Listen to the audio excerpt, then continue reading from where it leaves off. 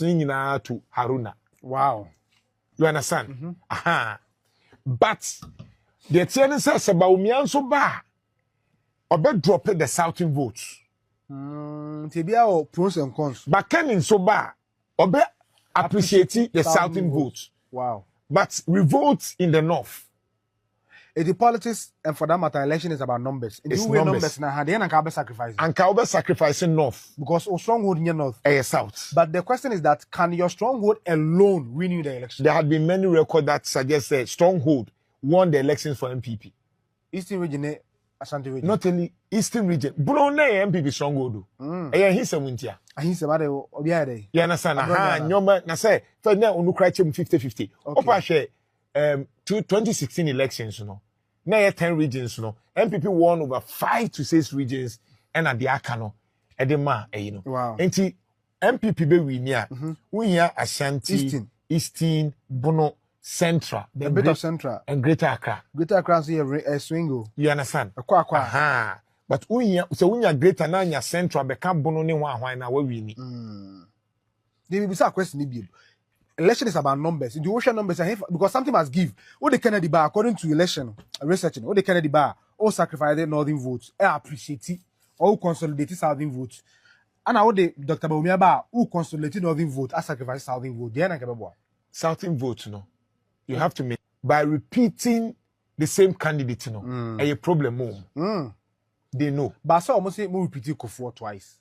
I know we need more repeat Kofo appreciate it. And a year appreciate you, meaning appreciate Kofo appreciate and when you seat nibi from 0 seat to some seats. Wow. And I Kofo pushy 2000 a pushy yeah. You understand? Kofo do so pushy 2016 or buy. Etimunya ba umi I say e bibia chese mo no multiple opportunities are.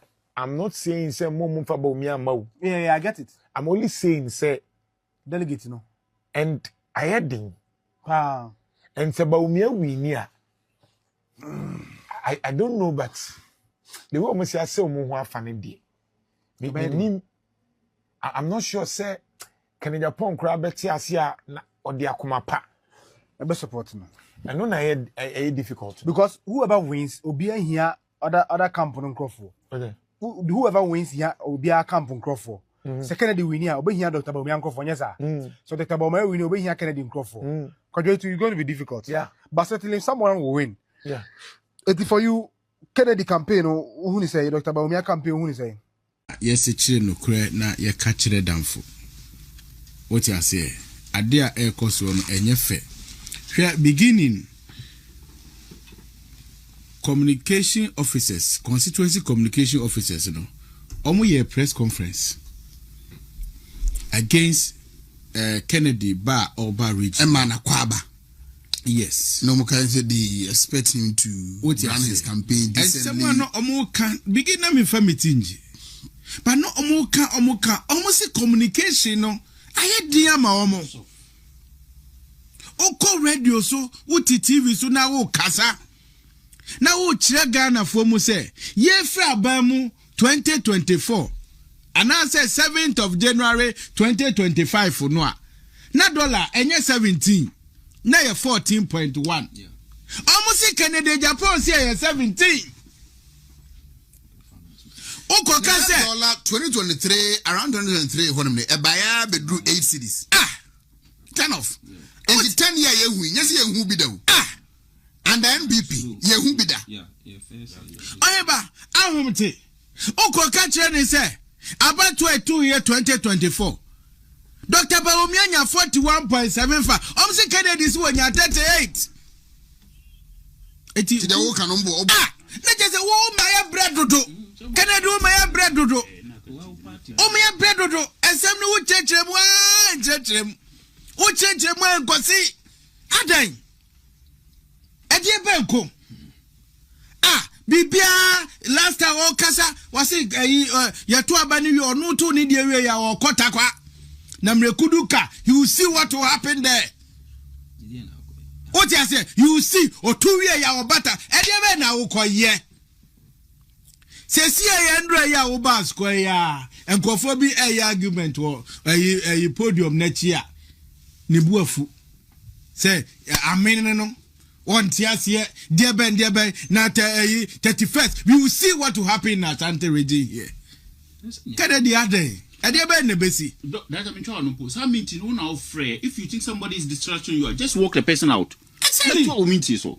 Actually, now what Frey will party for?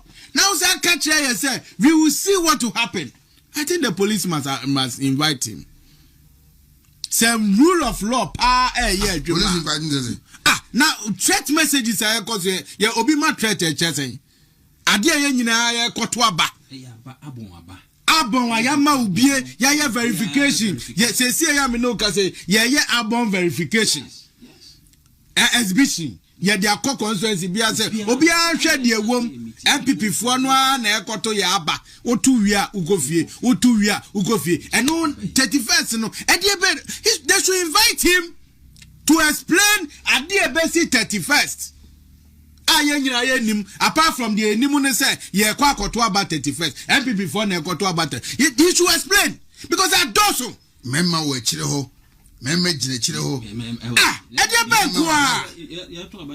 The basic 31st. Muni police, muni MCE. Mubehunu memma 31st. I mean, what is all this? As if I said. He pleases himself with power that you lose you know. Now for your Bama, yeah, buyen 2024 now we yeah, buyen 2024. Yeah, population center. Now I'm ending for in the seat. I was Ashanti region, but in your central region, I can't see four, including yours. Wow, they notice. There were 22 seats, and I was central. Yanyamu 2. Did you Uber flag by Obayano? I don't want na no. I say those seats no. Delegates in the crisis. Who see a 1 year and a bunch in here and a one when I'm seeing the dances. Say, see, and pray, dear, and I walk out today. Was a Angwa, maybe Mahu Banche, may no one, Sana Wuka. You see, Banche, bottle it. What did I can I say? It's a threat messages, no, address. Why? Party penny for General Secretary. Monfreno. Election Committee. Monfreno. What we are expecting in the 31st of January. And they say, yeah, Kwakotuaba. Process is here was a Mufamuma Zumbia Babiano. I think somewhere, President Kofafrel, Upia Yana Bufu. Ufuado Afrel. Be Womuna Frel, or Mubadi Sun or Mufrel. And dear baby, they say, what about my canasem? Why the bet my canasem? Me, Mamu, dear region had dear. Yan trauma sansem fun sebi sansem na walking can you 31st. Police force wo muni e wo meeting e fire election. Me asema me ko catch am say samu ba police station ho. Baby e beto aba na mu nkura to na mu de mu se be gugu machi a mu sai. Sanka say di gu ya chi ne de ko police station. Say bi na me ko akoye. Yan ko to aba, yan fa ya tira ho ma mu dada yan. And the police phone for 2 police station. What Jina and Warren. And then the police in way apart from what I know. The leadership of MPP, minimum uncommon. I think it is high time, sir, and there may be a cause within the party. I must not be tolerated at any shape or form. And this guy called Paul Yando must be called to order. Seven previous, I will restrain myself, but Jimmy no adosododo. Forgive me for using that word, but that is the only word that makes me aka. And when I say Jimmy no adosododo, it is not even about say Obeka says Samejemfi yadi. I don't care. People must have opinions, different opinions within a political party. So even his opinion. Say or susu say he should be able to express it without any fear or favor. That is okay. But what is not acceptable and what is not okay? And necessarily your political party more. Not all of a sudden, party ane a ya kono. Party ane your friend or a crutch for party. And they within the rank and file of NPP, no.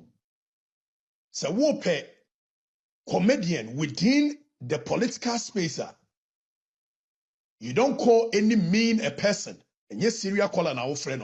You are calling the communications director of the NPP in no mean a region as Ashanti region. And he has become a symbol of comedy. And the leadership of the party don't see anything wrong with it. Look at from top of NDC to down. NDC or your officer Bena or Biena no wakasa. The only thing that people can come up with, yes,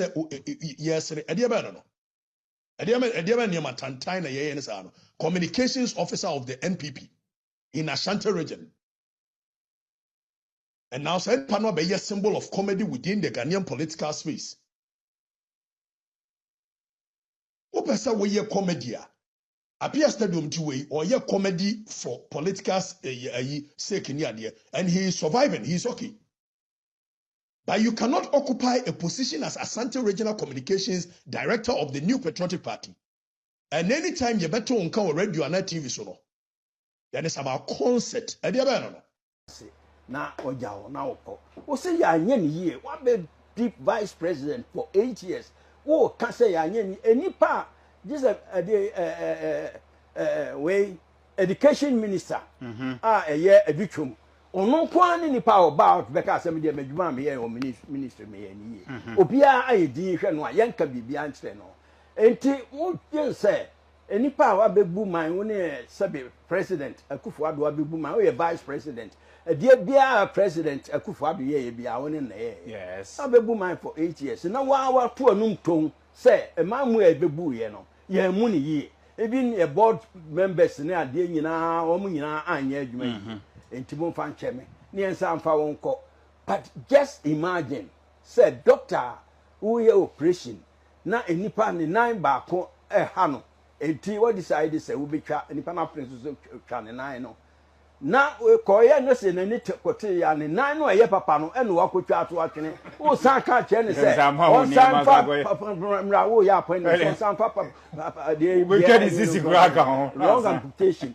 fine ne beto asaba ya ma wo asem wo ya waka ya odidi party enu e ya asem papa ye me nwanwa papa say nipa o mu di e party ye kia o mu di na ki o mu tie asem wei next la o mu push say ye mpa we nko ye de ye party de do akọ na say o se wa anya adwuma ya ye de ye mpa cho ye be yo de na ye do koma Ghana fo oje say Ghana ha ye tie no NPP fo nko na tie NDC fo ntia wo ko jira na NDC fo e ko bobo we ya a kire wa when the betu na ba ma wo enti ye delegates me kire mo montie asem a ye wura yi ba wumi a opese ye de no kɔ no montie ono ane nsem a wo ka ne campaign message odi nam se eto asomu a na se ye de no kɔ na se ye betu aba ma no a montie delegates me ne mo na kasa me ya wankwa former NPP Ashanti regional chairman se party no ekɔ ahohiahia mu a etete me papa enti delegates me pamcho muntie ensem no a oka no na say ye NDC ni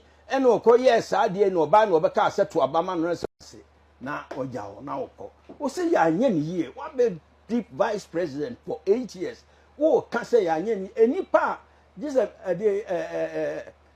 way education minister edutwom ono kwan ni pa about beka asem de madwuma me ye o ministry me ye ni ye obia ayedin hwe no a yenka bibia nkyere no enti wo yen say enipa wa bebu man wo ne sabe president Akufo-Addo abebu man wo ye vice president dia bia president Akufo-Addo ye bia wo ne na ye yes abebu man for 8 years na wa to anum ton say emamu e bebu ye no ye mu ni ye even a board members ne ade nyina wo mu nyina anya adwuma yi enti mo fa ncheme ne ensa mfa won ko but just imagine say doctor who ye operation na enipa ne nine ba ko ha no enti what decide say we betwa enipa na prince so twa ne nine no na ko ye no se na ni kote ya ne nine no ye papa no e no wakotwa ato atwene wo san ka che ne say on san fa mra wo ya point on san papa de we can sisi graka ho long amputation fine ne beto asaba ya ma wo asem wo ya waka ya odidi party enu e ya asem papa eye me nwanwa papa say nipa omu di e party ye chia omu di na chi omu tie semwe next la omu push say yempa we nko ye de ye party de do akona say o se wa anya adwuma ya ye de ye mfa cho ye be yo de na ye do koma Ghana fo oje say Ghana ha ye tie no NPP fo nko na tie NDC volunteer wo ku gira na NDC fo e ko bobo we ya a kire wa kwan ne beto na ba ma wo enti ye delegates me kire mo montie asem a ye wura yi ba wumi a opese ye de no kɔ no montie ono ane nsem a wo ka ne campaign message odi nam se eto asomo a na se ye de no kɔ ne se beto aba ma no a montie delegates me ne mo na kasa me ya wankwa former NPP Ashanti regional chairman se party no ekɔ ahohihia mu a etete me papa enti delegates me pamcho muntie ensem no a oka no na say ye NDC ni ene okoye saa de no ba na obeka aseto abama no se NPP aba no omo ato awie what we let's say 31st swing omo ato awie no omo to no aba no is in omo reggae awie reggae no is in two folds.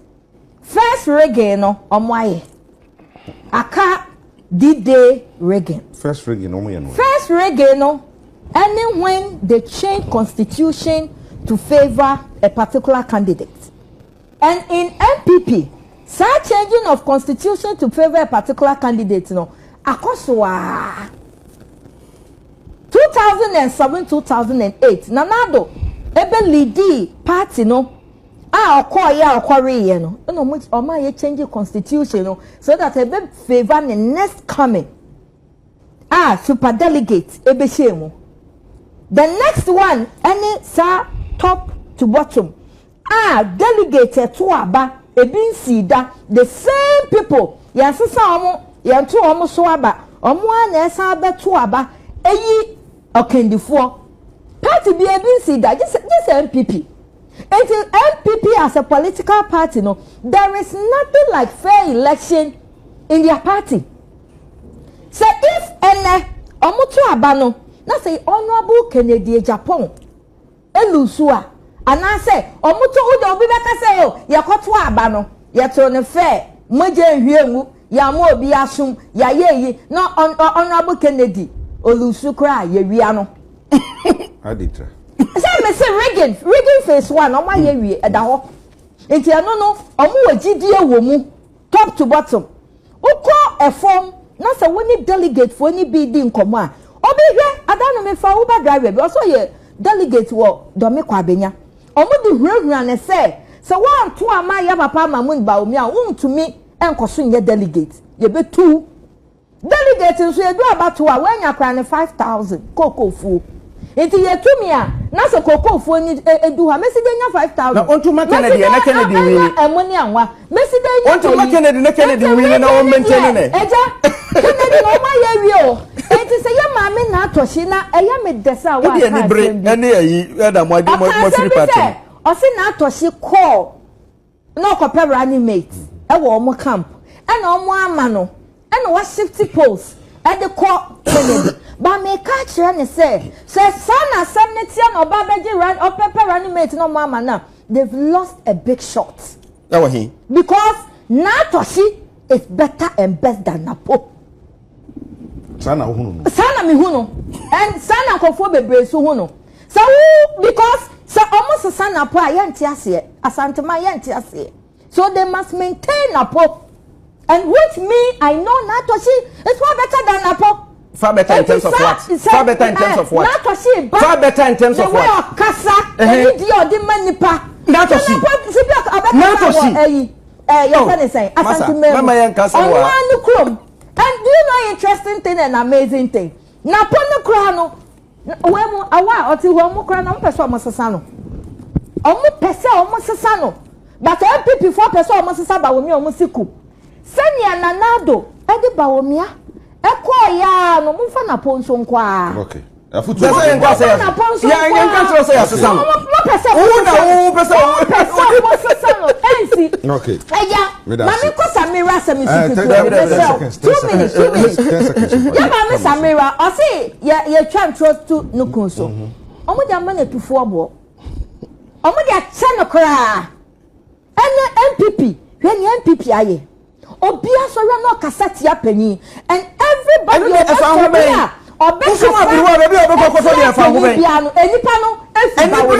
free party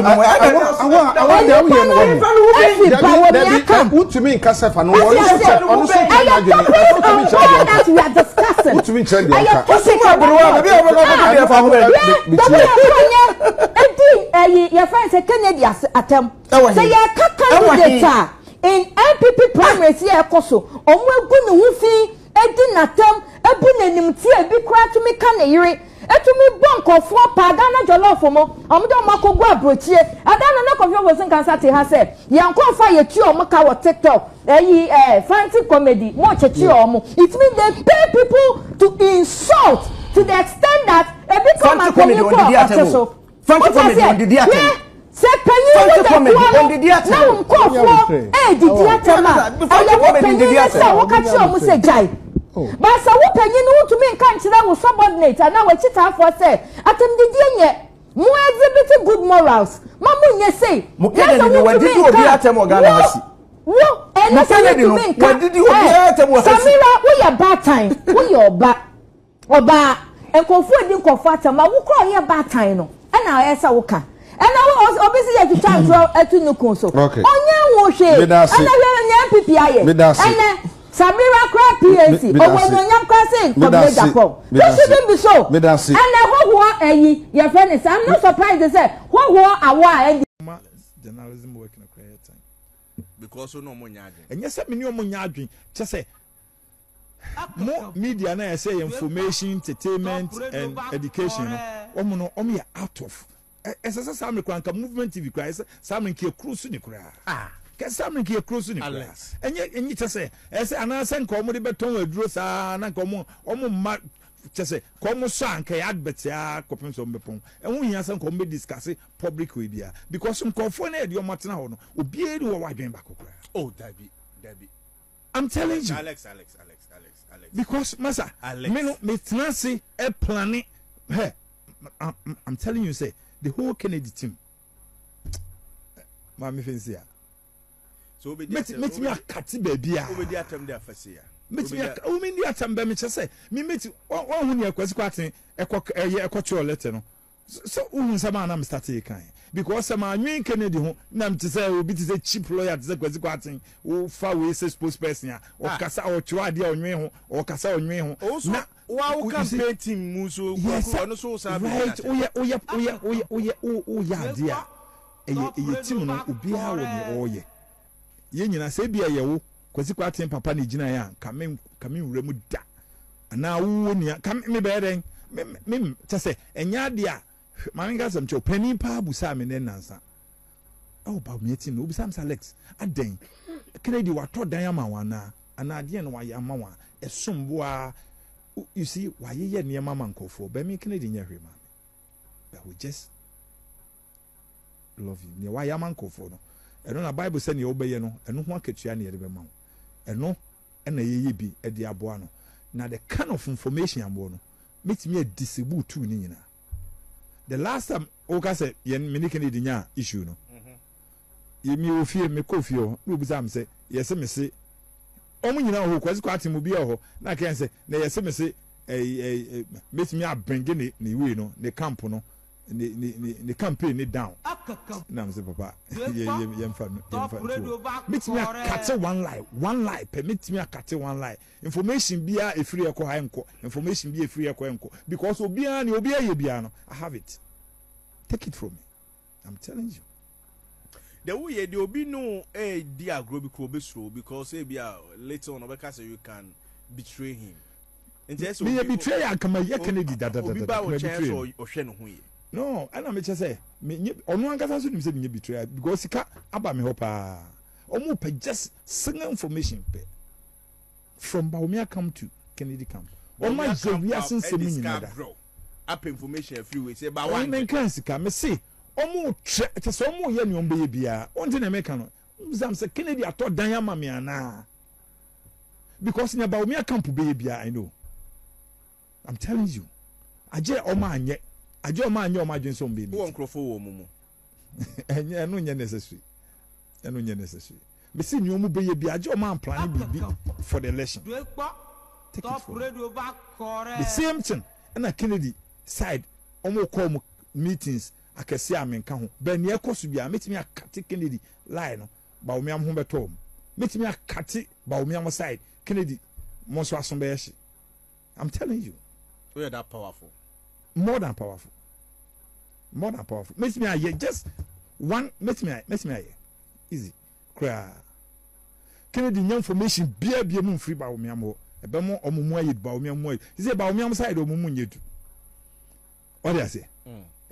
But Kennedy no ye adwuma ne ma no with odoso on ma me car on ma me petrol on ya me hwe but oye obi a ne wa ya manko Bible said ne obeye ne de no eno ho akatua na obenya loyalty is serviceable nti woni nkofo ho a Kennedy Agyapong wadi asofo atem wadi president atem wadi police for atem wadi judges atem anybody who is somebody in this country, President Kennedy Agyapong did not tell. Why not? Sorry, I can't say no MPP muso onya atem didi.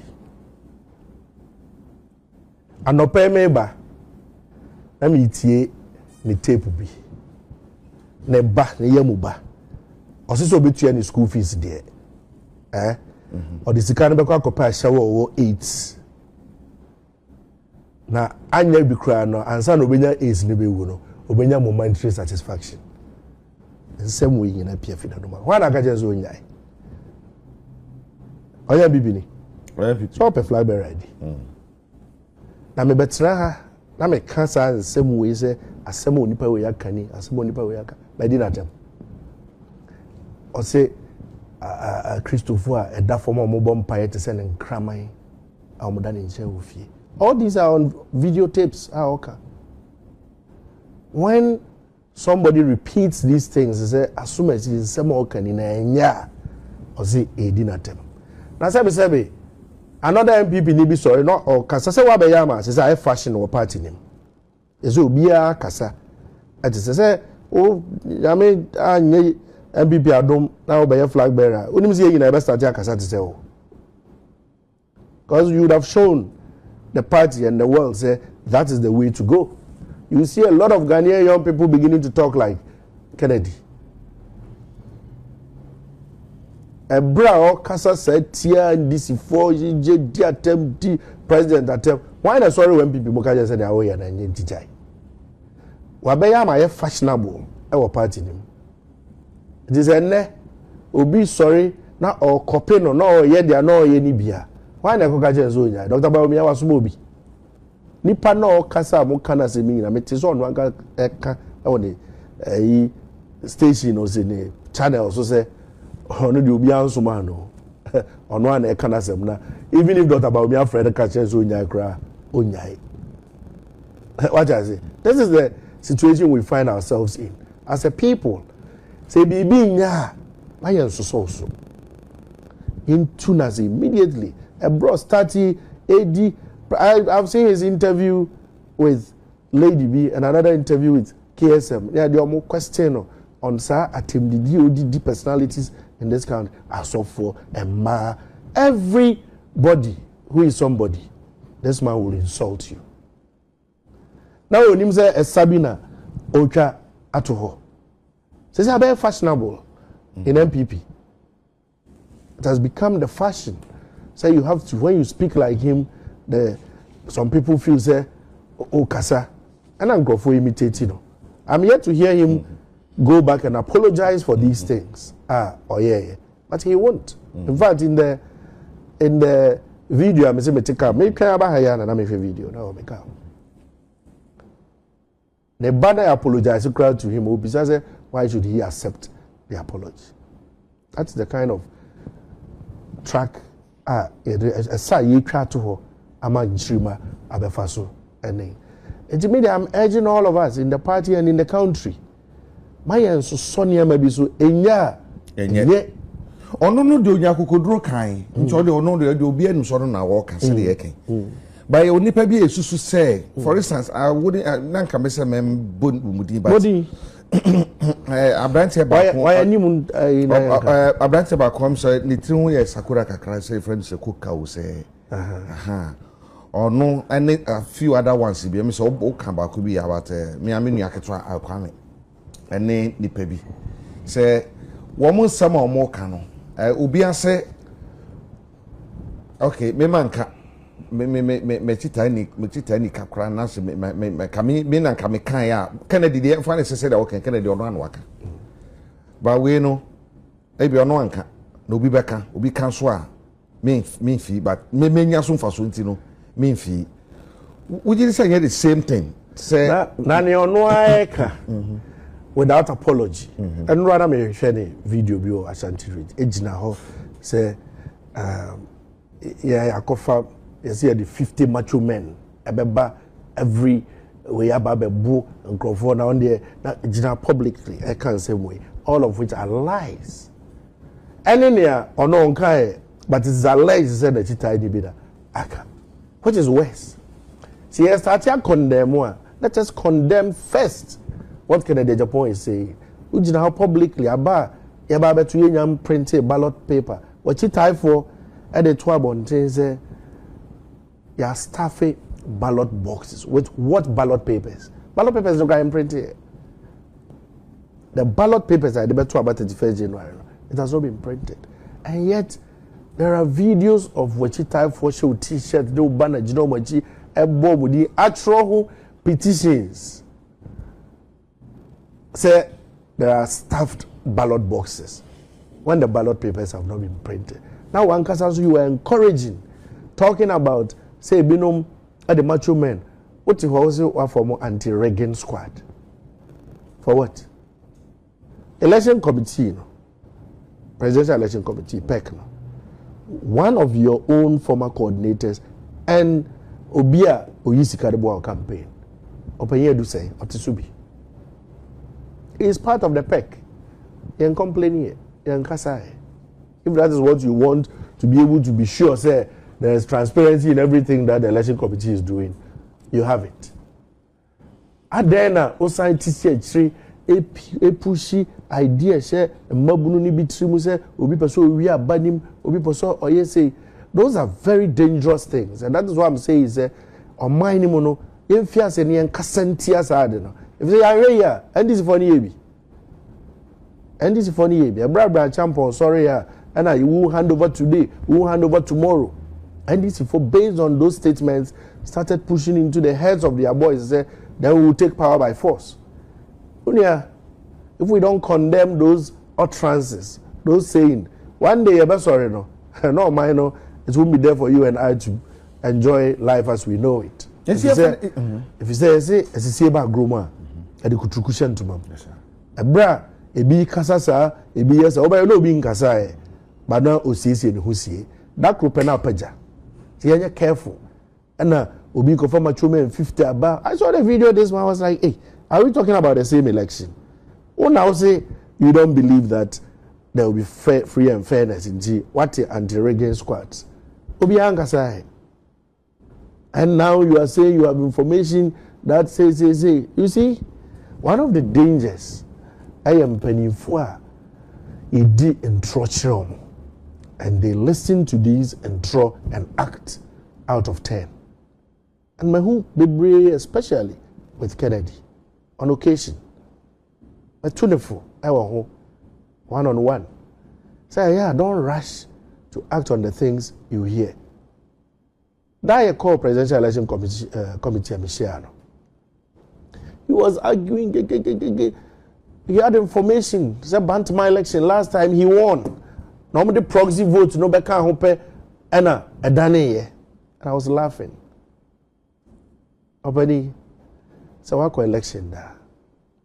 Whether there's proxy voting or not. And this was the day the committee was considering whether there will be proxy voting or not. Proxy, nobody fought with him. The proxy votes, it doesn't change anything. Now, if you say, Parliament, so many times, from 2000 to 2024, 6 terms. that ben our call election a proxy vote no ya to go baby fufra ya kai ba ko wie e be hwe adogu. If you have proxy to vote for me, okwa okita proxy letter no. You cast your vote, come back, show the proxy letter and collect my ballot and go and cast. Eti ye be ballot so na ye kan ni nyina together. This will be the catch say ye kan abado who win here. They the proxy vote no ebeka ho no and lose ya. You should know. So go to butcher. There's something every president gets people telling them. But we a smart president, we was in Trona with the show. Open this oko about da election day. First ballot our dem on a presidential ballot.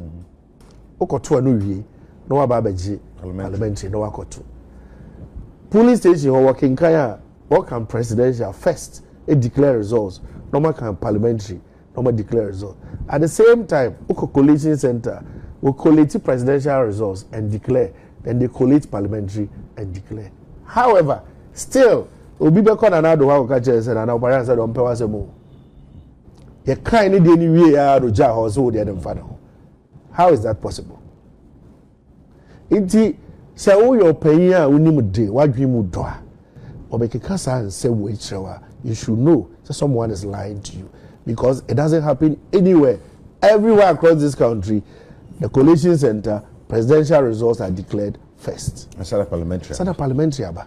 Kennedy Agyapong, the man you have decided to support. Yes. Why are you supporting? We're supporting Kennedy because we are sick and tired of the suit-wearing, English-speaking gentlemen who go to the UN to speak beautiful English, come back home to deliver sloppy leadership. We've turned politics into a project for self-gain at the expense of the collective good. And I think we need a disruptor to change the status quo and to set Ghana on a path to a better future. Kweku, what's your profession? I'm an economist. You are a suit wearer. But I... You are a suit wearer. You've been responsible for our economy for at least 4 out of the last 8 years. You and your boss, Ken Oferiatta, he was not wearing suit, he was wearing white. You brought us down to this road. Yes. So when I said we as politicians, we have failed our people, I don't take myself out. Kennedy Agyapong is a politician. Yes, but there comes a time in the life of a person or a country when you say we have been walking a certain path for so long, it has been unhelpful, and this is where we draw the line. It is the person that recognizes that and determines to chart a new path that must be given the support, and that's why we are supporting Kennedy Agyapong. Do you not believe that the suit wearers, and we are using suit wearing here to mean the people, the gentlemen who would want to speak English and to come and do the administrative things, touch the surface of things, leave government, and then they think the country should take care of itself. Those are the people I'm calling suit-wearing, English-speaking politicians. We are sick and tired of them. But you've been part of them. I've been part of them. Look, let's not go back. It is not about me. I am saying that I have been there. I have been part of them. I'm part of the failure. But I am saying that before I die, I want to be part of a project that corrects the wrongs of the past. So it's not about being self-righteous. I'm not accusing anybody. I am saying that we have done enough as politicians in this country. It is about time to change behavior and to do the heavy lifting and the things that are required to change this country. And I see Kennedy Agyapong having the character to lead that kind of change, and I'm happy to support him. How different is he from the regular politician? I think Kennedy Agyapong